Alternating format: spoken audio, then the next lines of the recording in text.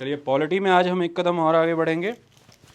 संविधान की इस विकास यात्रा में हम फंडामेंटल राइट्स कर रहे हैं कि नहीं कर रहे हैं? कर रहे हैं। और ये कलम के दाग इस जैकेट पे लग रहे हैं कि नहीं लग रहे हैं? तो ढक्कन लगा देना चाहिए।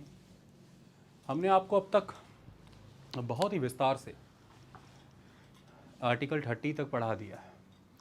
अब हम आपको आर्टिकल 32 कॉन्स्टिट्यूशनल रेमेडीज से आगे पढ़ाएंगे। तो आज हम कौन सा टॉपिक कवर करेंगे सुखनिदान? बोलो ना मुंह से। कॉन्स्टिट्यूशनल रेमेडीज लिखा भी हुआ है, right to constitutional remedies, article 32। चलिए अब आपसे कुछ बातें करते हैं। जैसे मान लीजिए नेहा कि बहुत सारे फंडामेंटल राइट्स दिए, हम आर्टिकल 14 से ही बात कर लेते हैं। Right to equality 14 to 18, right to freedom 19 to 22, right against exploitation 23-24, right to religious freedom 25 to 28, cultural and educational rights 29 और 30। ये राइट्स आपको दे दिए, पर आप मुझे एक बात बताएं, इन राइट्स का उल्लंघन होता है या तो कोई प्राइवेट इंडिविजुअल करता है या राज्य करता है, स्टेट करता है, और अगर उस उल्लंघना के सामने आप अपने राइट्स को प्रोटेक्ट ही नहीं कर पा रहे हैं तो इन राइट्स का यूज़ क्या है? अगर आप अपने राइट्स को प्रोटेक्ट ही नहीं कर पा रहे हैं तो इन राइट्स का यूज़ क्या है? इन फंडामेंटल राइट्स का यूज़ क्या है? तो कोई ऐसा भी तो राइट होना चाहिए, कोई ऐसा भी तो उपचार, रेमेडी का अर्थ क्या है? उपचार। तो कोई ऐसा भी तो उपचार होना चाहिए जिसके तहत आप अपने उन राइट्स को सुरक्षित करा पाएँ, उनका प्रवर्तन करा पाएँ, यानी कि उनको इन्फोर्स करा पाएँ, उनको रिस्टोर करा पाएँ। ऐसा आर्टिकल तो बहुत ज़रूरी है, वो आर्टिकल 32 है। इसका महत्व कहाँ पर छुपा हुआ है, ध्यान से समझिए। फंडामेंटल राइट दे दिए, एक तरफ नागरिक है, सिटीजन है, जिसके फंडामेंटल राइट्स हैं, एक तरफ राज्य खड़ा है, स्टेट ने आपके फंडामेंटल राइट्स का हनन कर दिया और फंडामेंटल राइट्स कॉन्स्टिट्यूशन में गिवन है। कहानी यहीं पे ख़त्म हो गई। अब आप यह सवाल नहीं पूछेंगे कि ये फंडामेंटल राइट्स आपने जो मुझे दिए, इनका हनन राज्य ने कर दिया, स्टेट ने इन्हें एब्रिज कर दिया, एब्रोगेट कर दिया या फिर वायलेट कर दिया, और मुझे अल्टीमेटली ये अपने राइट्स वापस से रिस्टोर कराने हैं। तो उसकी यदि प्रक्रिया ही ना हो, उसका यदि कोई उपचार ही ना बताया गया हो, तो आपके लिए वो फंडामेंटल राइट्स यूजलेस। आप नहीं कहेंगे फिर इन फंडामेंटल राइट्स को भी क्यों लिखा था, ये भी ले लेते आप। आई बात समझ में? तो आपके पास right to protect your fundamental rights भी होना चाहिए कि नहीं? फंडामेंटल राइट्स हैं, फंडामेंटल राइट्स को प्रोटेक्ट करने का भी एक राइट है, और वो कौन सा है? Article 32, right to constitutional remedy. अच्छा, ये पहली चीज़ हुई। सेकेंड एस्पेक्ट, सपोज करिए कि एक तरफ आपको फंडामेंटल राइट्स दे दिए पार्ट 3 में, और दूसरी तरफ आपको उन राइट्स को प्रोटेक्ट करने के लिए कॉन्स्टिट्यूशनल रेमेडी प्रोवाइड कर दी है, लेकिन वो रेमेडी फंडामेंटल राइट का पार्ट नहीं है। वो रेमेडी फंडामेंटल राइट का पार्ट नहीं है, वो फंडामेंटल राइट के कहीं बाहर गिवन है किसी और आर्टिकल में। डन? तो फिर अगर वो फंडामेंटल राइट का पार्ट ही नहीं होगी, वो रेमेडी जिसके माध्यम से आप बाकी सारे फंडामेंटल राइट्स को रिस्टोर कराएंगे, प्रोटेक्ट कराएंगे, तो फिर तो वो एक तरह का simple non fundamental constitutional right हो गया। वो रेमेडी अगर आपको किसी और आर्टिकल के फॉर्म में मिलेगी, वो पार्ट 3 का हिस्सा नहीं है, तो फिर तो स्टेट कभी भी उसे ख़त्म कर सकता है, लेजिस्लेचर उसे कभी ख़त्म कर देगी किसी भी तरह से। पहली बात।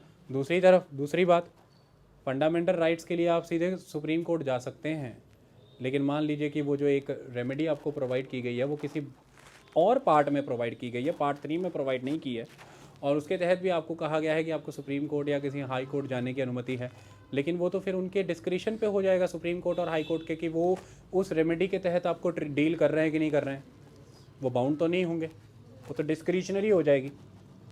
इसलिए जो राइट आपको रेमेडी प्रोवाइड करता है वो right in itself fundamental right है। यानी कि कभी भी ऐसा ना हो कि स्टेट फंडामेंटल राइट्स को तो एज इट इज़ ही रहने दे, लेकिन जो भी राइट आपको कॉन्स्टिट्यूशनल रेमेडी प्रोवाइड कर रहा है, उन फंडामेंटल राइट्स को प्रोटेक्ट करने का राइट दे रहा है, उस राइट को स्टेट बड़ी चालाकी से ख़त्म कर दे या हनन कर दे, तो फिर आपके फंडामेंटल राइट्स तो धरे के धरे रह गए। ऐसा कभी भी ना हो, इसके लिए खुद in itself right to constitutional remedy को आर्टिकल 32 के फॉर्म में फंडामेंटल राइट ही बना दिया गया है, तो वो भी अपने आप में एक फंडामेंटल राइट है। आई बात समझ में? ये एक इम्पॉर्टेंट प्रक्रिया है। अब आप मुझे एक बात बताएं सही मायने में अगर हम विचार करें, वो इंडिविजुअल्स ग्रुप में आए, ग्रुप से सोसाइटी बनी, सोसाइटी ने एक राज्य बनाया। सोसाइटी क्यों बनी, इंडिविजुअल ग्रुप में क्यों आए? क्योंकि सभी कुछ कॉमन एक दूसरे के साथ जुड़ करके वो जो कॉमन एम सबके उभर करके आए कि हर कोई अपनी social, cultural, political, economic aspirations को रियलाइज़ करना चाहता था, जिसके लिए उसे एक दूसरे के साथ जुड़ना पड़ा। इन सब पर्पसेस से सारे लोग आपस में जुड़े। तो इसका उद्देश्य तो आप सबका विकास ही था, और आप सबके विकास जो है वो बड़े तौर पर नज़र आ रहे हैं हमें फंडामेंटल राइट्स में। आप एक ऐसा राज्य कभी भी नहीं बनाएंगे जहाँ पर आपको वो फंडामेंटल राइट्स ना मिले। तो फंडामेंटल राइट्स आपको मिल रहे हैं। एक नागरिक को जब आपने राज्य बनाया तो वह राज्य भी आपने ऐसा बनाया कि वह राज्य भी आपकी एक नागरिक के तौर पर कभी अवहेलना ना कर जाए, आपको कम ना कर जाए, क्योंकि नागरिक सर्वोच्च है, सिटीजन सर्वोच्च है। तो इसकी वजह से अब क्या हुआ कि आपने फंडामेंटल राइट्स बनाए, और पार्ट 1 पार्ट 2 के बाद इमीडिएटली पार्ट 3 में फंडामेंटल राइट्स आए। तो सही मायने में उन फंडामेंटल राइट्स को फिर जो प्रोटेक्ट कर रहा है, तो वो आर्टिकल अपने आप में महत्वपूर्ण रखता है। तो उसके साथ एक वर्ड तो जाएगा ही, और वो वर्ड कौन सा जाता है? फंडामेंटल राइट्स इन इटसेल्फ अगर हम देखें तो यह दर्शाता है कि संविधान जीवित है, क्योंकि संविधान की स्वयं की एक आत्मा है, स्वयं की एक आत्मा है, और आत्मा उसकी नज़र आ रही है। अगर ध्यान से देखें तो प्रियम्बल क्या उपदेश देता है, प्रियम्बल क्या गाइड कर रहा है कि कॉन्स्टिट्यूशन किस तरह से पढ़ा जाएगा, कॉन्स्टिट्यूशन किस दिशा में कार्य करेगा। और प्रियम्बल का वो महत्वपूर्ण अंश सीधे सीधे फंडामेंटल राइट्स की फॉर्म में हमें नजर आया पार्ट 3 में। तो फंडामेंटल राइट्स एक तरह से आत्मा का कार्य कर रहे हैं, लेकिन इन फंडामेंटल राइट्स को प्रोटेक्ट करके ही तो आप पूरे कॉन्स्टिट्यूशन की आत्मा को जीवंत रख पा रहे हैं, और प्रोटेक्ट करने का काम आर्टिकल 32 कर रहा है।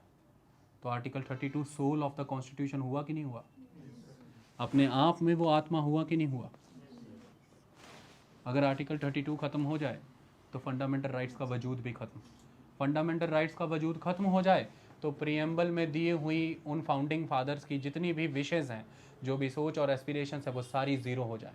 और अगर वो सारी ज़ीरो हो जाए, निरर्थक हो जाए, संविधान एक कागज़ है, एक किताब है मात्र, कुछ भी नहीं, उसमें जान नहीं है। वह जान जो उन इंडिविजुअल्स ने ग्रुप में और ग्रुप ने सोसाइटी बना करके फूंकी थी, एक राज्य बना करके, वह जान खत्म हो गई, वह आत्मा है। तो कॉन्स्टिट्यूशनल रेमेडी का ये article 32 is a soul of the constitution. ऐसा डॉक्टर भीमराव अंबेडकर मानते थे, डॉक्टर ड्राफ्टिंग कमेटी के चेयरमैन। सोल आपके शरीर को जीवित बनाती है, यह तो बात सत्य है ना? सोल आपके शरीर को जीवित बनाती है। शरीर को जीवित रखने के लिए, शरीर को जीवित रखने के लिए आपको बहुत से अंगों की आवश्यकता होती है, जिनमें से एक बहुत बड़ा अंग हृदय है। इनमें से एक बहुत बड़ा अंग हृदय है। क्या हृदय के बिना शरीर जीवित रह सकता है? नहीं। हृदय जो कि पूरे शरीर में लहू को बहाने का कार्य करता है, लहू जो आपके शरीर के संपूर्ण मल को साफ करता है और आपको एक नवीनता प्रदान करता है। हर सेल की तरफ एक नया ऑक्सीजन और एक नया ग्लूकोज ले जाने का काम वही रक्त करता है, वही ब्लड करता है। और इस ब्लड का प्रवाह, इस रक्त का प्रवाह किस पर निर्भर है? हृदय पर निर्भर है। इसलिए हृदय की गति बहुत महत्वपूर्ण है। उसकी गति पर रक्त प्रवाह की गति निर्भर करती है। रक्त प्रवाह की गति पर आपके शरीर के मल की निकासी और आपके शरीर की नवीनता ऑक्सीजन और ग्लूकोज के माध्यम से निर्भर करती है, क्योंकि प्रत्येक सेल से टिश्यू बनते हैं, टिश्यू से ऑर्गन, ऑर्गन से आप, एक बॉडी बनती है। तो हृदय तो अपने आप में बहुत महत्वपूर्ण है। सही बात है। तो फिर इसीलिए तो हृदय से ही विचार उत्पन्न होते हैं, मल की निकासी होती है, नवीनता का संचार होता है, तो फिर विचार भी तो उत्पन्न होते हैं। इसलिए कहते हैं ना, मेरे दिल में एक बात आई, शरीर में यदि मल इकट्ठा होता रहेगा, नए श्वास जो हम अपने फेफड़ों के जरिए ले रहे हैं, वो यदि हमारी को सेलों तक नहीं पहुंचेगा, अल्टीमेटली विचार कहाँ से उत्पन्न होगा? सोच कैसे विकसित होगी? हो ही नहीं सकता। जान कहाँ से आएगी? महत्वपूर्ण है ना ये। यदि आत्मा जान का स्रोत है तो उस जान से निर्मित जीवन, उस जीवन की निरंतरता के लिए हृदय भी तो आवश्यक है। सही बात है कि नहीं? तो इसलिए इसे हार्ट ऑफ द कॉन्स्टिट्यूशन भी कहा गया है। लेकिन आप कहेंगे तो हार्ट कह दिया तो सोल कहने की क्या जरूरत है? उस गिरे हुए शरीर में हार्ट तो होता है, गिरे हुए शरीर में हार्ट तो होता है। जो निकल चुकी होती है वह आत्मा होती है, जो निकल चुकी होती है वह आत्मा होती है। क्योंकि सभी तरह की गति का स्रोत वह ऊर्जा है जो आपके शरीर में आत्मा के रूप में समाहित है। और उस आत्मा में, ध्यान से समझें, उस आत्मा में एक ऊर्जा थी, उसका प्रत्यक्षीकरण शरीर की गति है जो भिन्न अंगों में प्रदर्शित होती है, और वह अंग हृदय है। तो आत्मा और हृदय तो जुड़े हैं। सही बात है, आत्मा है, इसका प्रत्यक्षीकरण कैसे होगा? हृदय की गति इस बात का प्रमाण है कि आत्मा है। हृदय की गति इस बात का प्रमाण है कि आत्मा है। दोनों अभिन्न है, दोनों का होना अनिवार्य है। तो heart and soul of the constitution कौन है? Constitutional remedy, article 32। क्या अब आपसे ये कभी गलती होगी, सर मैं कंफ्यूज हो गया था? कंफ्यूज वही हैं जिन्हें आत्मबोध नहीं है। इस जीवन में केवल वह कंफ्यूज है जिसे आत्मबोध नहीं है। जिसे आत्म का बोध है वह कभी कंफ्यूज हो ही नहीं सकता। हाँ, वो सच से मुंह जरूर मोड़ सकता है, जिसे वो कंफ्यूजन का नाम दे रहा है। लेकिन यदि आत्म का बोध है तो फिर सब सही है। फिर तो उसे अब दो ही निर्णय लेने हैं कि उसे अपनी कमजोरियों के अधीन होना है या उसे अपनी शक्तियों का संचार करके स्वाधीन होना है। ये तो आप पर निर्भर करता है। अब आपने यदि कमजोरियों के अधीन होना चुना है, कोई कुछ नहीं कर सकता। लेकिन यदि आपने अपनी शक्तियों का संचार करके स्वाधीन होना चुना है, कोई रोक भी नहीं सकता। सत्य तो केवल दो ही हैं, और ये आत्मबोध से उत्पन्न होते हैं। और ये आपको है, ये मैं जानता हूँ। लेकिन नकारात्मकताओं ने, अपस्मार ने हमें दबा रखा है। नटराज की तरह नृत्य करके ही अपस्मार उसके चरणों के नीचे दबता है। तो गतिविधि करनी चाहिए, एक्टिविटी करनी चाहिए। प्रत्येक दिन का यह लेक्चर उसी गतिविधि की ओर ले जाता है। आप सभी नटराज्ञ हो सकते हैं। तो आगे बढ़ें। तो constitutional remedy, article 32, doctor Bhimrao Ambedkar की सोच के मुताबिक और सत्य के मुताबिक भी आत्मा है, हृदय है, heart and soul of the constitution है। इसे मैं अभी हटाता हूँ। आप लोगों के लिए कॉन्स्टिट्यूशन की यूटिलिटी प्रमाणित करके दीजिए। लोगों के लिए वो डेड है, कुछ नहीं उसमें। और आपको अगर अभी मैं इसको कॉन्स्टिट्यूशनल रेमेडी को हटाता हूँ तो आप जुडिशरी में शक्तियाँ प्रदान करके बताइए, कुछ नहीं। तो कॉन्स्टिट्यूशन आपके लिए फिर कुछ नहीं है। आप उसकी पालना ही नहीं करेंगे, और जिसकी आप पालना ही नहीं कर रहे, उसकी शक्ति का स्रोत ही आप थे, वी द पीपल। तो वो जीवित कैसे हुआ? कॉन्स्टिट्यूशन का जीवित होना इस बात का प्रमाण है कि आप उसकी पालना करते हैं, आप उसे जीवित कर रहे हैं। क्योंकि कॉन्स्टिट्यूशन से आपको वह प्रदर्शित होता नजर आ रहा है, परिलक्षित होता नजर आ रहा है जो आपकी आकांक्षाएं हैं, एस्पिरेशंस। आपको दिखता है कि कॉन्स्टिट्यूशन उन्हें फुलफिल करता है, इसलिए आप बार बार कॉन्स्टिट्यूशन की ओर जाते हैं, उससे सरोकार रखते हैं। और जब आपकी आकांक्षाओं का दायरा इतना बढ़ता है तो आप कॉन्स्टिट्यूशन को ही तो परिवर्तित करते हैं, अमेंड करते हैं। इस वजह से ही तो कॉन्स्टिट्यूशन जीवित है, क्योंकि आपकी संविधान में आस्था है। यदि नहीं होगी, आप उसे निरर्थक करार करके एक नया संविधान बनाएंगे। तो फिर आपके लिए क्या है? फंडामेंटल राइट्स, आप नागरिकों के लिए। तो फिर उन्हीं फंडामेंटल राइट्स को जीवन प्रदान करने वाला वो आर्टिकल स्वतः ही हार्ट एंड सोल हो ही जाता है। इसमें कोई दो राहें नहीं। क्या किसी को किसी तरह का कोई संशय है? क्या किसी को किसी तरह कोई डाउट है? संशय मतलब कि किसी तरह का डाउट है, कोई सस्पिशन है, संदेह है, सस्पिशन।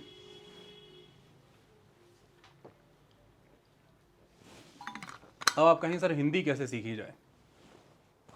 YouTube खोलें, पहले एपिसोड से अंतिम एपिसोड तक धैर्य बांध करके एक सीरियल देखें, भारत एक खोज। जीवन समझ आ जाएगा, देश और दुनिया समझ आ जाएगी, और हिंदी विकसित हो जाएगी। यूपीएससी के अथाह क्वेश्चन उसके थ्रू सॉल्व हो जाएंगे। सीरियल का नाम भारत एक खोज, हमने वहीं से सीखी है। चलिए, तो ये इंपॉर्टेंट है। अब बात आती है कि सर आर्टिकल 32 के तहत कौन सा कोर्ट ऑथराइज्ड है हमारे इन मौलिक अधिकारों की रक्षा की खातिर? कौन सा कोर्ट ऑथराइज्ड है बेटे?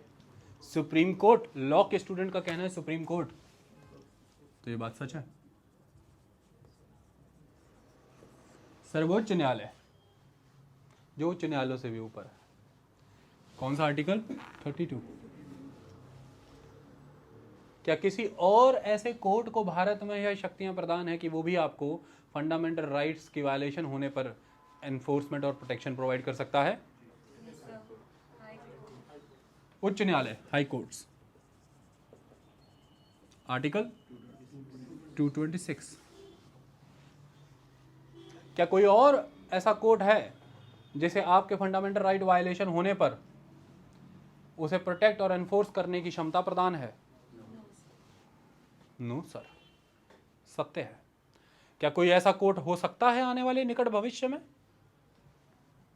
हो सकता है, क्योंकि कॉन्स्टिट्यूशन में यह प्रावधान गिवन है कि पार्लियामेंट को यह शक्ति दी जाती है कि वो कॉन्स्टिट्यूशनल रेमेडीज इशू करने की शक्तियां किसी भी कोर्ट में डाल सकते हैं। अब तक पार्लियामेंट ने ऐसा किया नहीं है, लेकिन ये शक्तियां पार्लियामेंट के पास हैं। वो चाहें तो डिस्ट्रिक्ट कोर्ट्स को भी अथॉरिटी दे सकती हैं, लेकिन अभी तक दी नहीं है। यह प्रश्न आपका हल हो गया? यह शक्तियां किसके पास है? पार्लियामेंट के पास है। क्या ये स्टेट लेजिस्लेचर को भी मिली हैं? कतई नहीं, पार्लियामेंट को मिली है। ओके। और ये जो शक्तियां मिली हैं, ये शक्तियों का उपयोग करके ये सुप्रीम कोर्ट और हाई कोर्ट क्या जारी करता है, क्या इशू करता है? रिट। आपके अधिकारों का हनन हुआ, चिल्लाते हुए आप आए। ये आप ही हैं, जब हम परेशानी में होते हैं पंख लग जाते हैं। आप यहाँ भी आए, सुप्रीम कोर्ट आप यहाँ भी आए। आपने क्या दायर की यहाँ पे? पिटीशन। कौन सी पिटीशन है? Writ petition. क्योंकि उस पिटीशन के बदले में इनसे क्या जारी करवाना चाहते हैं आप? रिट्स। इसलिए वो रिट पिटीशन है। देसी भाषा में कहते हैं रिट लाती, रिट लगा दी, लेकिन वो पिटीशन लगाई है। कौन सी? Writ petition. ये रिट रिट रिट रिट क्या है? चिक चिक चिक चिक चिक है? नहीं, ये रिट रिट रिट रिट क्या है? ये रिट, रिटर्न। रिटर्न का अर्थ रिट है। ये क्या है? किसी जमाने में जब ये शुरू हुई थी तो इसका मतलब था किसी भी तरह का रिटर्न ऑर्डर, समन, किसी भी तरह का रिटर्न ऑर्डर या समन रिट कहलाता था। Short form writ. ये एक फॉर्मल रिटर्न समन या रिटर्न ऑर्डर है। आई बात समझ में? इसे एग्जीक्यूटिव और जुडिशरी दोनों इशू कर सकते थे। आज के दौर में ये जुडिशरी के द्वारा ही इशू किया जा सकता है। तो जुडिशरी ऑथोराइज्ड है रिटर्न ऑर्डर्स और रिटर्न समन्स इशू करने के लिए, और पर्पस है आपके फंडामेंटल राइट्स को रिस्टोर करना। शॉर्ट वर्जन में हम उसे रिट कहते हैं, शॉर्ट फॉर्म में वो रिट कहलाता है। समझ में आ गई बात? चलो, तो बड़ी अच्छी बात है। तो तुमको समझ भी बहुत तेज़ी से आता है। इसके अलावा और क्या कंसेप्ट होंगे इससे जुड़े हुए? कुछ अंतर होंगे, कुछ कंसेप्ट्स होंगे, कौन यहाँ पर जा सकता है, कितने प्रकार की होंगी, वो सारी चीज़ों को ऑर्गेनिकली समझने के प्रयास करते हैं ताकि आपको कभी रटना ना पड़े। पहले इसी पर चर्चा कर लेते हैं कि दो संस्थाओं को यहाँ पर खड़ा कर दिया हमने, सुप्रीम कोर्ट और हाई कोर्ट खड़ा कर दिया। जब सुप्रीम कोर्ट को आर्टिकल 32 के तहत ये शक्तियाँ दे ही गई थी, हाई कोर्ट को 226 के तहत ये शक्तियाँ क्यों दे दी? ऐसे सवाल दिमाग में आते तो होंगे, और जो ना आते हो तो आने चाहिए, और जो नहीं आ रहे हैं तो तैयारी में नहीं हो, और जो सवाल आ रहे हैं लेकिन उत्तर प्राप्त नहीं हो रहे हैं तो फिर गुरु नहीं है। गुरु के सानिध्य में जाएं, दिशा मिलेगी, और दिशा से ही दशा तय होती है। बिना दशा के आप तो क्या है? आर्टिकल 226 के तहत हाई कोर्ट को क्यों शक्तियां दी गई जब आर्टिकल 32 के तहत सुप्रीम कोर्ट को दे दी गई? उसका एक कारण है। सबसे पहला कारण, आप ये चाहते हैं कि ज़्यादा से ज़्यादा लोगों तक इसका बेनिफिट पहुँचे। यदि नॉर्थ ईस्ट में रहती हैं और सुप्रीम कोर्ट आना है दिल्ली, समस्या होगी कि नहीं? चलिए, आज तो पंजाब से भी दिल्ली जाने में समस्या होती है। कोई पूछे क्यों होती है? अब तो सड़कों का जाल बिछ गया है। अब नींद है, नई नींदों का संचार है। अब 1 बजे सो के उठते हैं क्योंकि रात को 4 बजे सो रहे हैं, तो फिर सुप्रीम कोर्ट कैसे पहुंचेंगे? वहाँ तो समय से जाना पड़ता है। तो बेटर यही है कि चंडीगढ़ सेक्टर 17 से उठे और वहीं कहीं चले गए हाई कोर्ट।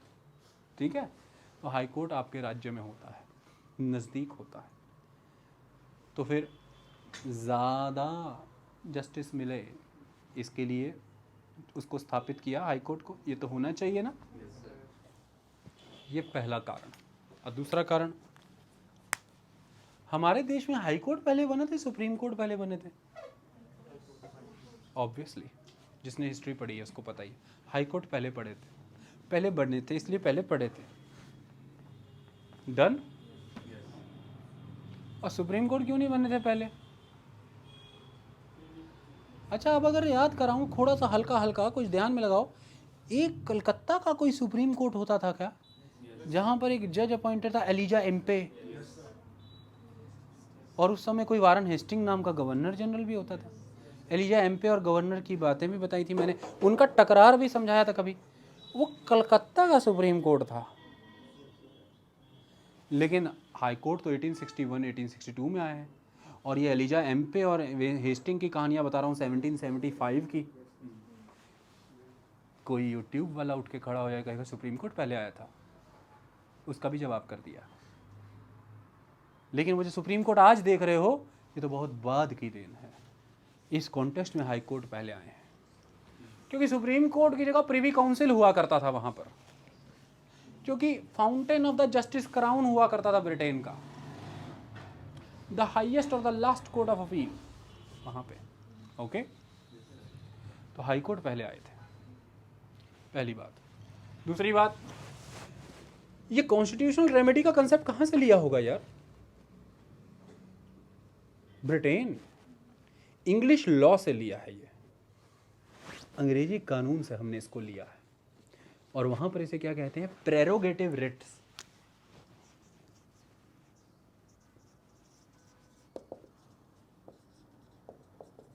ये प्रेरोगेटिव क्या होता है?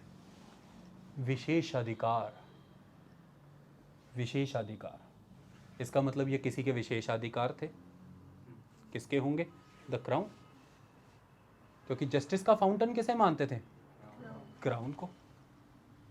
तो उपचार भी कौन कर सकता है? क्राउन। तो ये विशेषाधिकार क्राउन का था, इसलिए प्रेरोगेटिव रिट्स थे ये। क्राउन उपचार कर देते थे as a fountain of the justice, कहते थे लो जाओ। लेकिन फिर धीरे धीरे हाई कोर्ट्स ने इसे एक्स्ट्रा कॉन्स्टिट्यूशनल मशीनरी के तौर पर यूज़ करना शुरू किया कि writs we have to issue.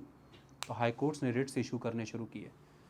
1950 के पहले कलकत्ता, मद्रास और Bombay high court writs issue करते थे। 1950 के बाद बाकी सभी हाई कोर्ट्स को ये अधिकार दिए गए। तो हाई कोर्ट्स में तो रिट्स पहले से इशू हो रहे थे, हाई कोर्ट्स में तो रिट्स पहले से ही इशू हो रहे थे। बात समझ में आई? फिर रिट्स का एक प्रावधान सुप्रीम कोर्ट को भी दिया। Concept clear? डन। ये भी दूसरी चीज़, क्योंकि इंग्लिश लॉ से इतिहास है, इंग्लिश लोगों का रूल था, इंग्लिश लोगों के समय हाई कोर्ट्स थे, और रिट का एक सिस्टम ऑर्गेनिकली इवॉल्व होके प्रेरोगेटिव रिट से होते हुए वहाँ तक आ गया। आई बात समझ में? और 1775 में एलिजा एम्पे के द्वारा एक रिट इशू कर दी गई थी वारन हेस्टिंग को। ये भी एक इम्पॉर्टेंट चीज़ है। ओके, उनको मैंडामस इशू कर दिया गया था कि ये काम आपको करना है, करिए, चलिए डन करिए इसको, ये बड़ी चीज़ है। तो वो तो एग्जिस्ट कर रही थी। इतना इतिहास क्लियर हुआ? अब अगला कंसेप्ट कि हाई कोर्ट को इसमें क्यों डाला गया, उसको क्यों दिया गया? अंग्रेजों के समय से आ रहा था कॉन्स्टिट्यूशन में, बाद में इसको कंटिन्यू क्यों किया गया? छोड़ देते ना, कंटिन्यू करते, जरूरी था। देखिए, भारत की डाइवर्सिटी अपने आप में बहुत यूनिक है, और इस डाइवर्सिटी को हर जगह रिस्पेक्ट की गई है, लेकिन यूनिटी भी इम्पॉर्टेंट है।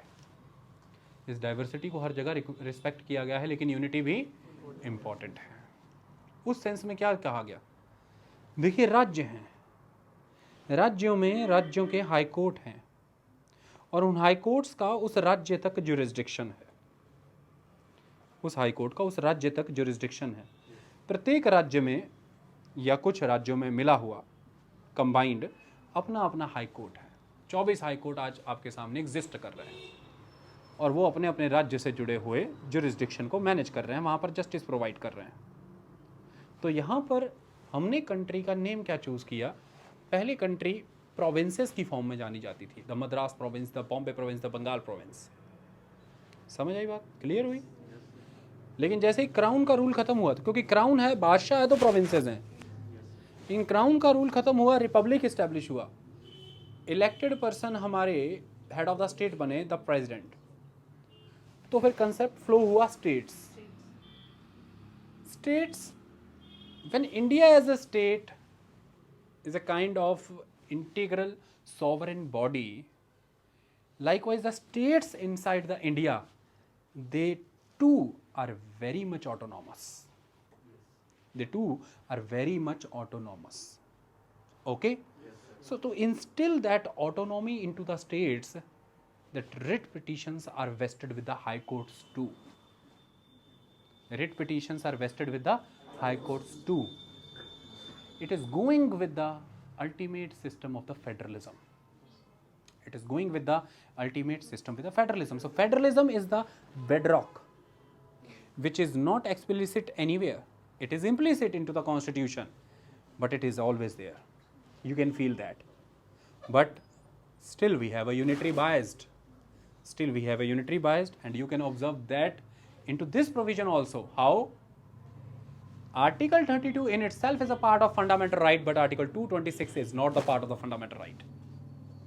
So Supreme Court is bound to deal with the cases related with the writ petition, but the High Court is not bound. It is Article 226. It is not the part of fundamental rights. So High Courts are not bound. It is the discretion of the High Courts. But it is the mandatory command given to the Supreme Court that you need to deal with the petitions related with the writ. So यहाँ पर फिर हमें दिखा ना supreme court का the paramount status. This is important. It's the second one aspect. And another aspect is there is a provision of unity into the diversity. कैसे? Citizens are the most important stakeholder of the union and its territory. This nation belongs to the citizen. This state belongs to the citizen.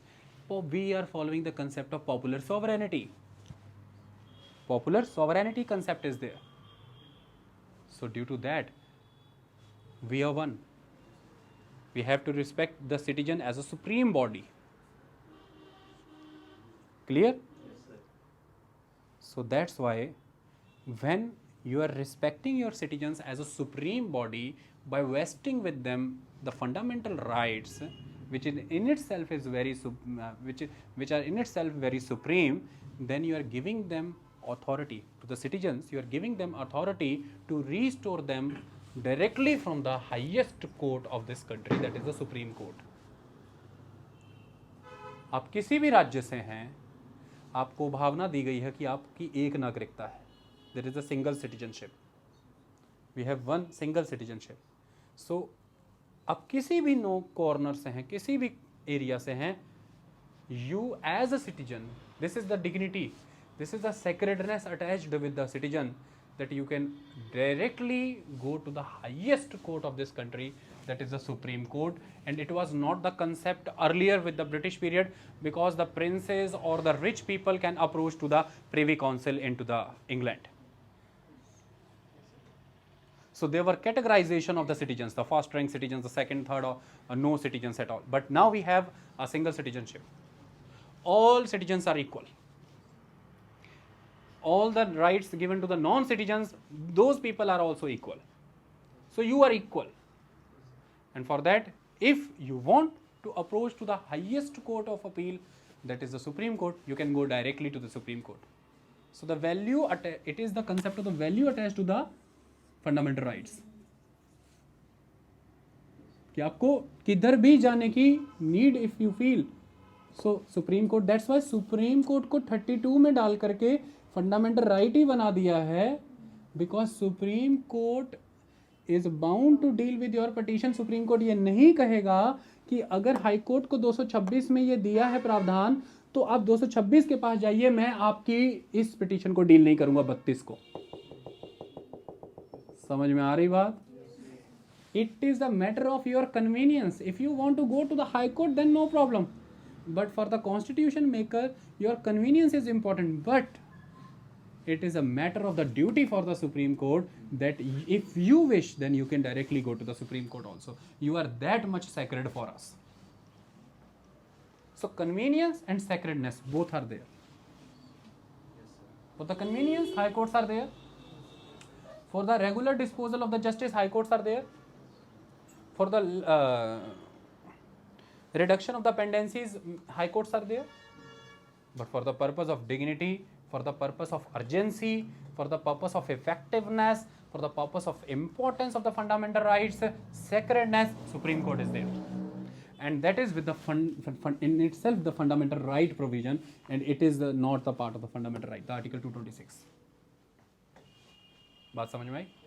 So to make the fundamental rights more effective, to make the fundamental rights more meaningful, to make the citizens of the country or the other people more sacred, to instill more dignity amongst them, we are directly providing them a vent to go to the Supreme Court, and that too as a part of fundamental right. Clear हो गई बात? Yes, sir. So this is very beautiful phenomena. You can observe how they are developing the integrity of the country, how they are respecting the diversity of the country, how they are respecting the term state in context of the units, political units like the states, and how they are respecting the state as a India, how they are respecting the citizen, how they are giving them convenience, simultaneously they are giving them the sacredness, the supreme position, the position of the popular sovereignty, the main stakeholder or the first foremost stakeholder of the country, the Supreme Court. बात समझ में आई? Yes, sir. That is important. So few differences are also there. Few differences are also there. When I am saying that you can directly approach, यार English में ज़्यादा होता है, ये problem होती है। जब मैं ये कह रहा हूँ कि आप सीधे सुप्रीम कोर्ट जा सकते हैं, सर्वोच्च न्यायालय जा सकते हैं, तो इसका क्या अर्थ है? इसका क्या मतलब है कि सुप्रीम कोर्ट के पास ओरिजिनल ज्यूरिसडिक्शन है। सुप्रीम कोर्ट के पास क्या है? ओरिजिनल ज्यूरिसडिक्शन है।